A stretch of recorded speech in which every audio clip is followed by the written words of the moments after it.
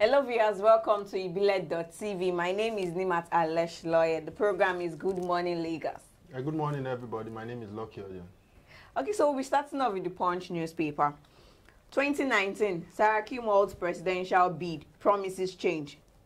The president of the Senate, Dr. Bukola Saraki, has said that he is considering contesting the 2019 presidential election, adding that he believes he can make the change. Saraki, who stated this in an interview with Bloomberg, expressed concern about the invasion of the National Assembly by operatives of the Department of State Service. Bloomberg quoted the Senate president as saying, "I am consulting and actively considering it. I believe I can make the change." Buhari not healthy. Kabal running his government. Governor Aminu Waziri Tambuwal of Sokoto State has affirmed that it is true that President Muhammadu Buhari has health challenges and also accused a cabal of running his government. Tambuwal also declared that he had been under tremendous pressure to join the 2019 presidential race.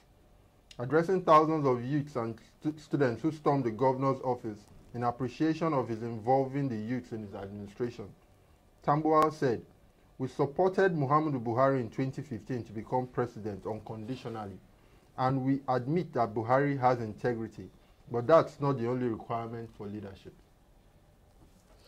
Moving on to the Vanguard. Cross River, Ayade Ibeshi battle for PDP governorship ticket. The first National Public Secretary of People's Democratic Party, PDP, Mr. Emmanuel Ibeshi, has become the major challenger to Governor Ben Ayade's quest for a second-term ticket on the platform of the PDP. The prospects of Ibeshi, a former member of the House of Representatives, are, however, being played down by supporters of the governor. Ibeshi, while addressing supporters at the Transcorp Hotel, Calabar, said the thrust of his gubernatorial ambition would be focused on entrepreneurship development by making the state an investment haven so as to create jobs and boost the economy. Obaewari II advocates establishment of ECOWAS Council of Traditional Rulers.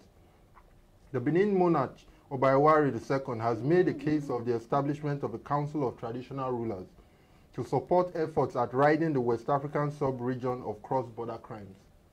Obaewari II made the submission in his lecture entitled "The Role of Traditional Institutions in the Preservation of Cultural Value and the Management of National Security," which he delivered at the Institute of Security Studies, Bwari, in the Federal Capital Territory, Abuja. Moving on to The Guardian.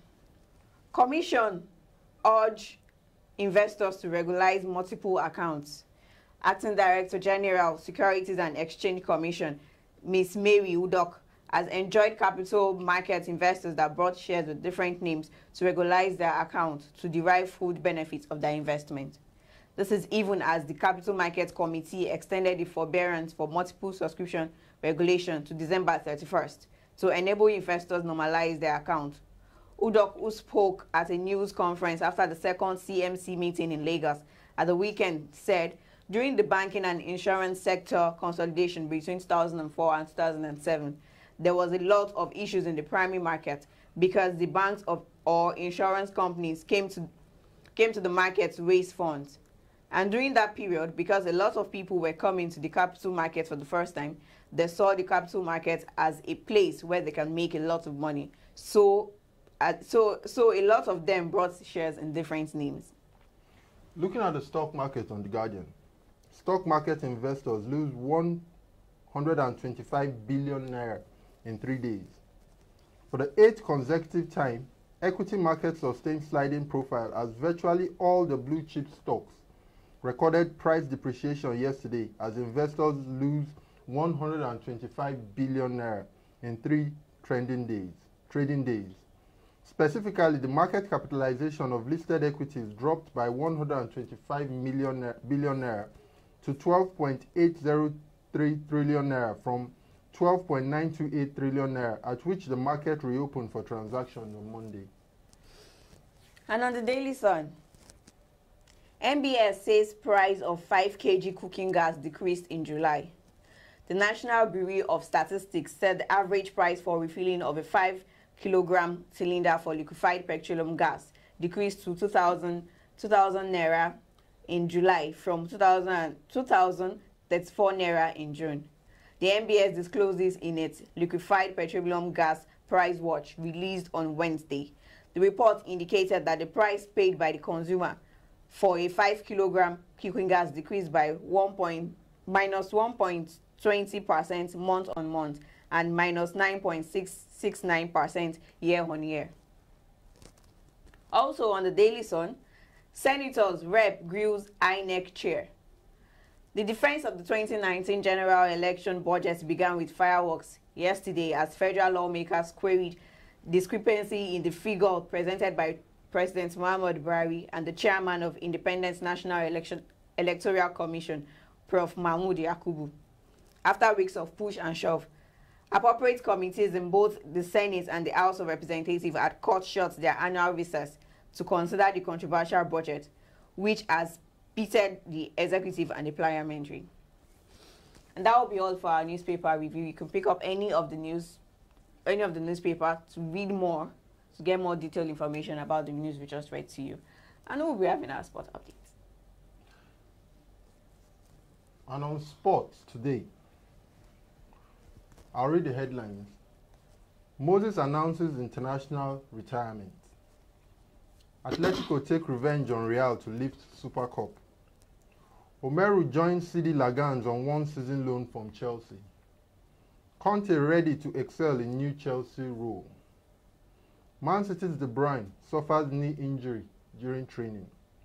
And on tennis, Haas stuns Zverev in Cincinnati and Djokovic advances. Nigeria international Moses has announced his retirement from international football at the age of 27 in order to focus on his club career. He said on Twitter, "I have experienced some of the best moments of my life wearing the Super Eagles shirt and have memories with me that will last a lifetime." That's what he said on his Twitter handle. And moving on, yesterday Atletico took revenge on Real to lift the Super Cup. Atletico Madrid finally got their own back on Real Madrid in European competition by snatching a 4-2 win over the city rival after extra time to lift the UEFA Super Cup on Wednesday. Diego Costa gave Europa League holders Atletico a dream start against Champions League winners Real by firing them ahead after 49 seconds, knocking down a long pass and smashing the ball into the net from a right angle. At the end of the game, it ended 4-2. Omeru joins Sidi Lagans on a one-season loan from Chelsea. Super Eagles defender Kenneth Omeru has joined Spanish top division side Sidi Lagans on a season loan from Chelsea. Omeru completed his short-term switch to Maurice Pellegrini's side on Wednesday and took part in the club's photograph section, which he posted on the club's Twitter handle on Wednesday. Kante ready to excel in new Chelsea role. N'Golo Kante is confident he can adapt to a more attacking role in Chelsea's transformed playing side under the new manager Maurizio Sarri. Conte volleyed in the opener to help Sarri commence his debut Premier League season with a 3-0 win at Huddersfield Town on Saturday. Moving on, Man City De Bruyne suffers knee injury during training. Kevin De Bruyne has suffered a knee injury ahead of Sunday's Premier League clash against Huddersfield Town, the club said on Wednesday. The 27-year-old Belgian international had joined City's squad last week after helping his country progress to the World Cup semi-final, where he came off the bench in Sunday in City's 2-0 victory over Arsenal in their opening Premier League. We hope he gets better soon. Finally, on tennis, Haas stuns Zverev in Cincinnati while Djokovic advances. Dutchman Robin Haas had upset German 4th seed Alexander Zverev 5-7, 6-5, 7-5 at the Cincinnati Masters on Wednesday. And Wimbledon winner Novak Djokovic cruised into the third round before rain interrupted play. That means both of them will be advancing to the next stage of the Cincinnati Open. And that's all we have on sports for today. Nima, take it up. Yes, that was very nice though. Okay, so today is Thursday and it's time for our Throwback Thursday. Let's see what's happening.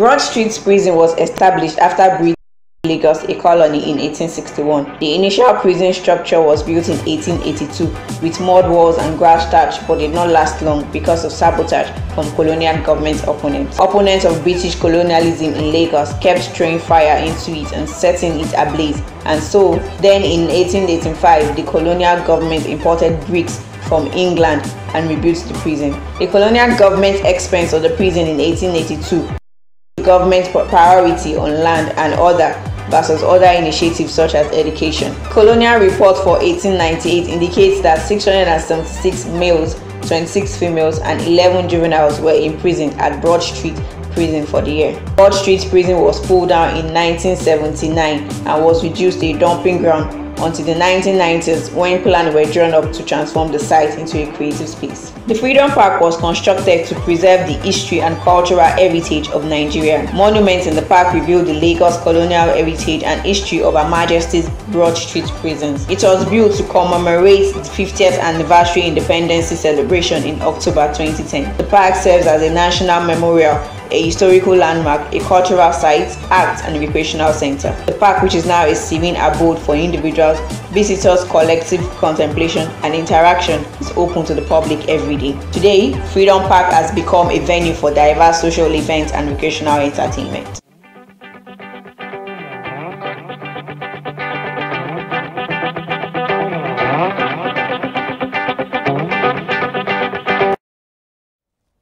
Well, that was the Throwback Lagos, and that was Broad Street Prison. Lucky, what do you have to say about this prison? I know it has been there it was there before the Freedom Park came into being. And I think it's a good one that they had to change it from a prison to the Freedom Park. Yes. It brings history into play, but Definitely. at the same time, it's something that I think better we have culture, drama, beauty, and other things in that part of town than have a prison in the center of Lagos. So it's a good one and really, really enlightening and entertaining to actually look at all that what happened pre and post event. So we'll be moving on to look at the weather, right? Yes, definitely. Let's see what the weather is saying today in Lagos.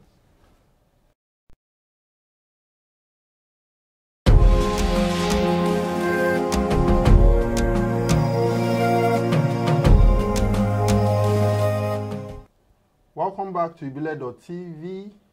That was the weather today in Lagos, with temperatures as high as 29 and as low as 24 degrees in the city, with cloudy and slight rainfall in a few parts of Lagos. But apart from that, it's still going to be a beautiful day in Lagos, as we always say on Ibile.tv. So you know how the weather is in Lagos. 1 minute it's sunny, the next minute it's rainy, but no, it's going to be a beautiful day all the same. Exactly. Lagos is always beautiful. So just ensure you get yourself prepared for the worst. All right, so I'll be giving the quote before we sign off this morning. And it states that the smallest deed is better than the greatest intention. The smallest deed is better than the greatest intention. So there are a whole lot of intention that you might decide to put in your heart to do, but just do that little thing. A thank you, a pat on the back, that's a smile. A smile, that's small deed. But whatever your intentions are, positive, hopefully not negative. Yes, definitely. Will do a whole lot of good to someone today. So let's ride with that today. That small deed, try and do a small deed today. Help someone cross the road. Maybe or ask someone to use a footbridge rather than cross the express. That's a small deed as well. So that's what I think should be happening today in Lagos. Yeah, definitely. So do ensure you follow us on our social media pages at Ibile.tv. That is IBILEGOT.TV. And subscribe to our YouTube channel. Drop your comments on any of our social media platforms. And do ensure you have a blessed day. Bye.